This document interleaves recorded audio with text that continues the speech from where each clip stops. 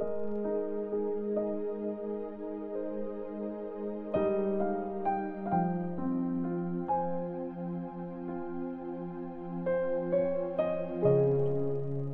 chapter 21. Nagpakita si Jesus sa 7 disciples. Pagkatapos nito, nagpakita ulit si Jesus sa mga disciples niya sa Lake Tiberias. Ganito ang nangyari. Magkakasama noon sina Simon Peter, Thomas na tinatawag din na Kambal, Nathanael na taga Cana sa Galilee, ang mga anak ni Zebedee at 2 pang mga disciples ni Jesus. Sinabi ni Simon Peter sa kanila, "Mangingisda ako."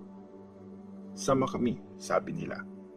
So, sumakay sila sa bangka at magdamag ng isda, pero wala silang nahuli.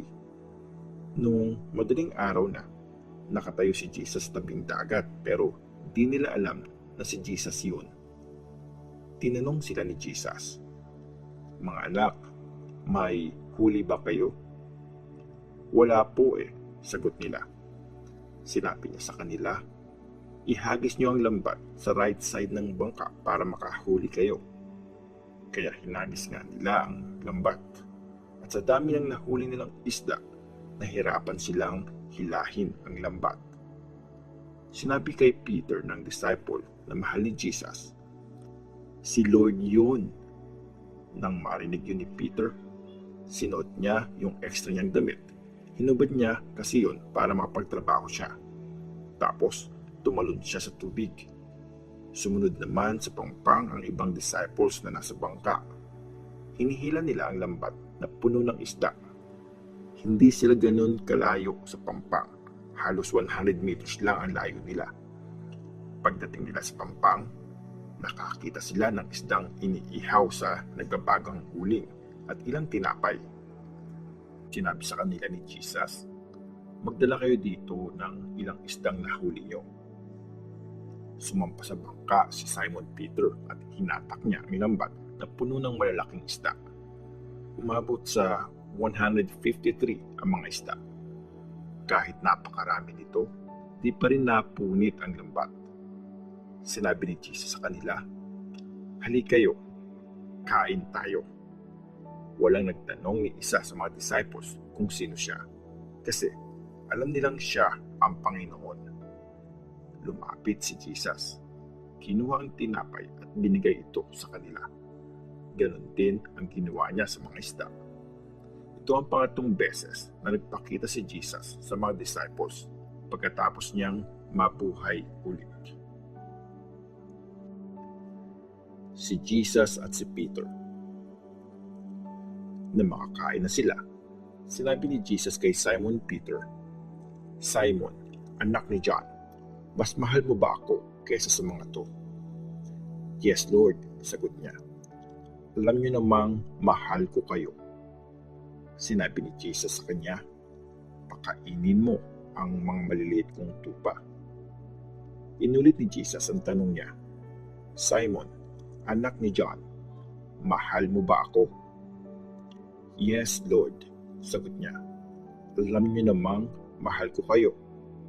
At sinabi ni Jesus sa kanya, "Alagaan mo ang aking mga tupa."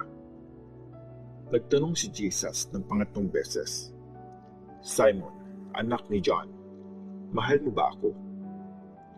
Nasaktan si Peter kasi 3 beses na siyang tinanong kung mahal niya si Jesus. Kaya sinabi niya, "Lord, alam niyo po ang lahat at alam niyong mahal ko kayo." At sinabi ni Jesus sa kanya, "Alagaan mo ang aking mga tupa." Tandaan mo to, nung bata ka pa, binibihisan mo ang sarili mo at pumupunta ka kung saan mo gusto. Pero pag matanda ka na, itataas mo ang kamay mo para bihisan ka ng ibang tao. Tapos, dadalhin ka sa lugar na ayaw mong puntahan. Sinabi ito ni Jesus para ipakita kung paano mamamatay si Peter para bigyan ng karangalan ng Diyos. At sinabi ni Jesus sa kanya, "Sumunod ka sa akin." Si Jesus at ang mahal niyang disciple. Tumalikod si Peter at nakita niyang sumusunod ang disciple na mahal ni Jesus. Siya yung lumapit kay Jesus sa kainan at nagtanong, "Lord, sino ang magtatraidor sa iyo?" Nung nakita siya ni Peter, tinanong niya si Jesus, "Lord, paano naman siya?" Sumagot si Jesus, "Ano naman sa iyo kung gusto ko siyang mabuhay hanggang sa bumalik ako? Sumunod ka sa akin." Kaya kumalat ang balita sa mga disciples ni Jesus na hindi mamamatay yung disciple na yon. Pero hindi ito ang sinabi ni Jesus. Ang sabi niya, "Ano naman sa iyo kung gusto kong mabuhay siya hanggang sa bumalik ako?" Siya yung disciple na nagsabi at nagsulat ng mga ito. At alam nating totoo ang mga sinabi niya. Conclusion. Gumawa pa ng maraming bagay si Jesus. Kung iisa-isahing isulat ang lahat ng iyon, palagay ko, hindi kakasya sa mundo ang mga isusulat na libro.